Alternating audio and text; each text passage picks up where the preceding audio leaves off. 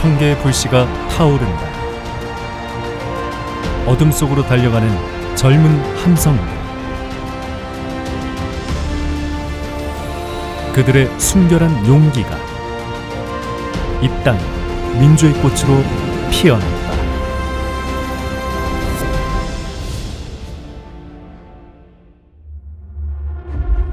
(1960년) 대한민국은 숨막히는 침묵 속에 갇혀 있었다. 12년 동안 장기 집권을 이어온 자유당은 3월 15일 대통령과 부통령 선거를 앞두고 노골적으로 선거에 개입했다.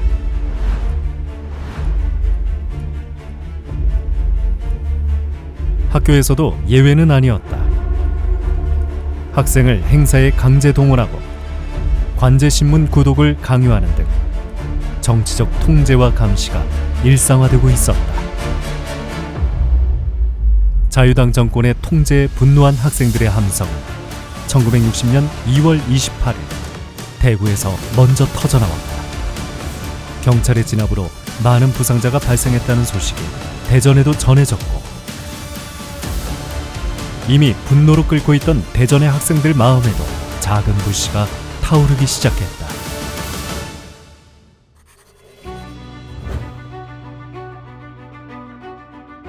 대구의 학생 시위 이후 학생들에 대한 통제는 일상 곳곳을 조여왔다. 3월 7일 학교 측은 학도 호국단 간부들을 소집해 다음 날 야당 선거 유세 참석 금지를 지시했다. 하지만 학생들은 학교의 지시에 굴하지 않고 다음 날 많은 시민들이 모이는 야당 선거 강연회가 오히려 시위의 파급을 높일 기회라고 판단을 했습니다. 그래서 대전의 여러 고등학교가 참여하는 연합시위를 계획을 하고서 각 학교의 대표들에게 연락을 해서 참여 여부를 확인하기로 했습니다. 3월 7일 저녁 보문고 강무송 학생의 집에 모인 9명의 학생은 7개 학교 연합시위 계획을 정하는 시위 동선과 학교 간 연락체계 등 세부 사항을 결정했다. 밤새워 작성한 결의문에는 학원의 정치 도구와 반대, 학생 감시 중단 등의 요구와 함께 자유, 민주, 정의라는 38 정신의 핵심 가치가 담겨 있다. 하지만 3월 8일 대전 7개 학교의 연합시위는 이루어지지 못했다. 시위 계획을 사전에 알게 된 경찰은 각 학교에 지시를 내려 기말 시험, 학생 상담 등 다양한 압박으로 시위를 무산시켰다. 1960년 3월 8일 학생들의 시위 계획이 알려져 학교는 어떻게든 이를 막기 위해 긴박하게 움직이기 시작했다. 시위 계획이 누설되어 학교는 1교시 후에 학도옥단 간부들을 교장관사로 소집시켜서 오전 내내 설득과 회의를 했어요. 점심 식사 후에 다소 해이한 틈을 타서 기율부장이 교장관사의 담을 넘고 학교로 돌아왔고, 함께 따라온 학생 간부들이 교실을 돌면서 학생들을 독려했습니다. 농구장에 모인 학생들은 결의문을 낭독하고 일부는 교문을, 일부는 담장을 넘어서 거리로 달려나갔습니다. 검은 교복을 입은 천여 명의 학생들. 그들이 흙먼지를 일으키며 달려가는 모습은 마치 성난 들소대 같았다.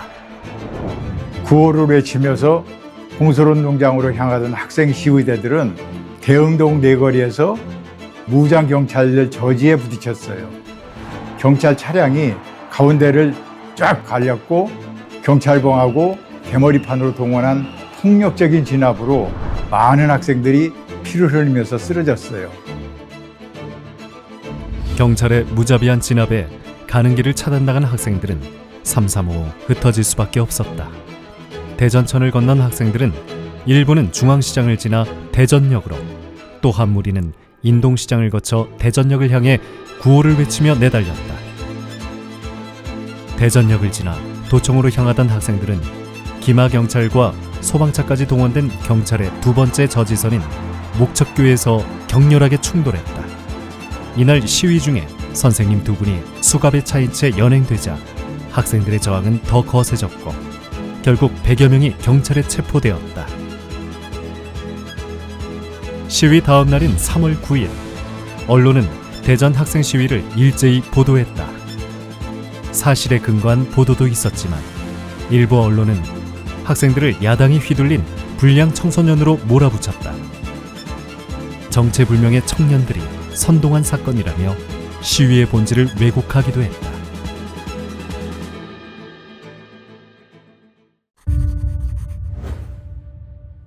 (3월 8일) 시위 이후 경찰 경계가 삼엄해지고 학교의 통제가 강화된 상황 속에서도 대전 상고 학도 호국단 간부들은 3월 10일 자유당 선거 강연회에 맞춰 시위를 벌이기로 비밀리에 결의했다. 3월 10일 새벽 4시 30분쯤에 경찰들이 대전고등학교, 대전상업고등학교, 대전공고, 보문고등학교 학도호국단 간부 25명을 연행해 갔습니다. 이들 중에 대전상고 학도호국단 간부 12명이 잡혀갔습니다. 잡혀가서 구타를 당하면서 사전에 모의를 했나, 배후에 누가 조정을 했나 이런 조사를 받았습니다.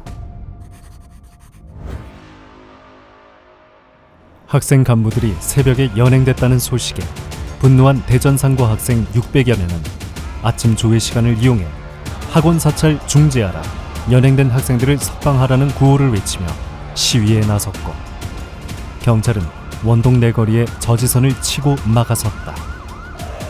신안동 물다리를 지나서 원동 사거리에 나오자 원동 사거리에는 경찰들이 팩차를 대기해 놓고 이미 준비를 하고 있었습니다. 그래서 무자비하게 폭력을 가하면서 학생들을 해산시키고 체포를 했습니다. 경찰들의 폭력적인 진압으로 학생 대열은 흩어져 일부는 대흥교를 거쳐 대전경찰서 방향으로, 또 다른 학생들은 중앙시장으로 들어가 대전경찰서 뒤편에 이르렀다. 이날 시위 또한 경찰의 강경 대응으로 인해 많은 부상자가 발생했다. 1960년 2월 28일 대구 학생 시위 이후 잠시 주춤했던 민주에 대한 열망은 3월 8일 대전에서 학생들의 의거로 다시 타올랐다. 대전 충청 지역 최초의 학생 민주운동이었던 이 저항의 불꽃은 3월 15일 마산으로 번져가고 다시 서울로 퍼져나갔다. 3월 8일부터 3월 10일까지 이어진 대전 학생들의 저항은 4.19 혁명의 도화선이 되었고 마침내 이승만 대통령의 하야와 대한민국 민주주의 발전이라는 역사적 순간을 이끌어냈다. 1960년 이후 3.8 민주의거는 오랫동안 잊혀왔다. 40년 만인 2000년에 기념사업회가 출범하고 2018년 국가기념일로 지정되며 그 의미가 재조명되었고 대전 곳곳에 3.8 민주의거를 기억하는 기념물이 만들어졌다.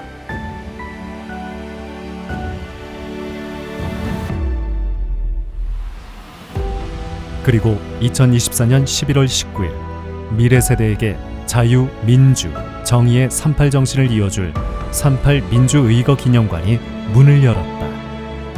대전 충청권 최초의 학생 민주운동을 기념하는 3.8 민주의거 기념관은 지상 3층 규모로 시민들을 위한 문화공간과 아카이브, 강연 등을 위한 강당을 갖추고 있다. 2층 상설 전시실은 4개의 구역으로 구성되어 대한민국 민주주의의 뿌리를 탐색하고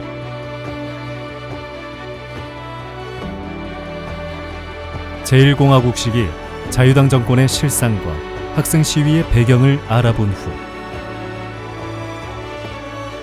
3일간 이어진 3.8 민주의거의 생생한 전개 과정, 그리고 오늘날 민주주의의 의미를 되새기는 참여형 공간에 이르기까지 3.8 정신의 역사를 입체적으로 조명한다. 앞으로 3.8 민주의거 기념관은 시민들을 위한 민주주의 교육의 중심지로서 3.8 민주의거의 정신과 가치를 널리 알리고 대전의 정체성을 확립하는 역할을 할 것이다. 1960년 봄, 부정부패와 독재에 맞섰던 학생들의 용기가 마침내 4월 혁명으로 피어나 대한민국 민주주의의 위대한 시작을 알렸습니다. 이제 살아 숨쉬는 희망의 공간에서 그날의 역사를 가슴에 새깁니다.